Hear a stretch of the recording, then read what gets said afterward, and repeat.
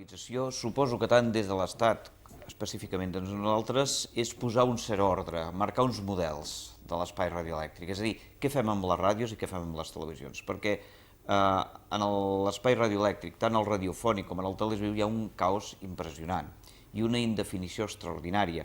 I per tant, fins ara s'han donat només títols habilitants a aquelles empreses que han estat constituïdes com a empreses comercials, però nosaltres som força conscients que hi ha altres realitats, iniciatives cíviques que també volen utilitzar l'espai radioelèctric i expressar la seva opinió lliure.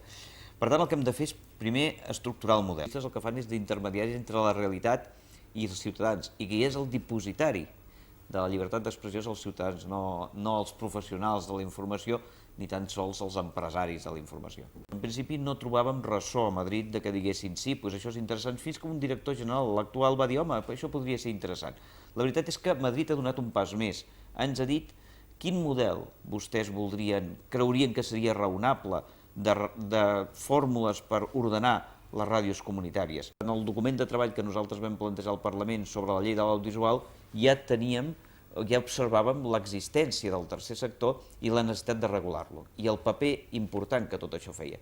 El que nosaltres proposem a Madrid és que reservin un espai per aquest tipus d'emissions. Una vegada definit el model, reservin un espai, i fins i tot nosaltres preferim, per la pròpia naturalesa d'aquestes ràdios, que en comptes d'un concurs hi hagi una acceptació d'unes condicions determinades i l'atorgació directa del títol habilitant, més que fer un concurs, perquè no acabem de veure que aquestes ràdios hagin de competir entre elles. Jo crec que són elements, diguéssim, necessaris dins de la societat. Fer un concurs perquè es competeixin entre elles seria una miqueta desnaturalitzar aquest procés i entrar en un camp que ni elles suposo que volen entrar ni nosaltres volem que entrin. Però aquest és el nostre propòsit. Veurem si el govern central l'atén. Haig de dir que hi ha molt bona disposició en aquest moment dins dels sectors polítics del govern central. Jo crec que amb una llei marc com la llei de l'audiovisual que simplement defineixi l'existència del tercer sector i el seu dret a tenir una presència en l'espai radioelèctric ens permetrà en el futur anar desplegant normes que regulin aquest sector.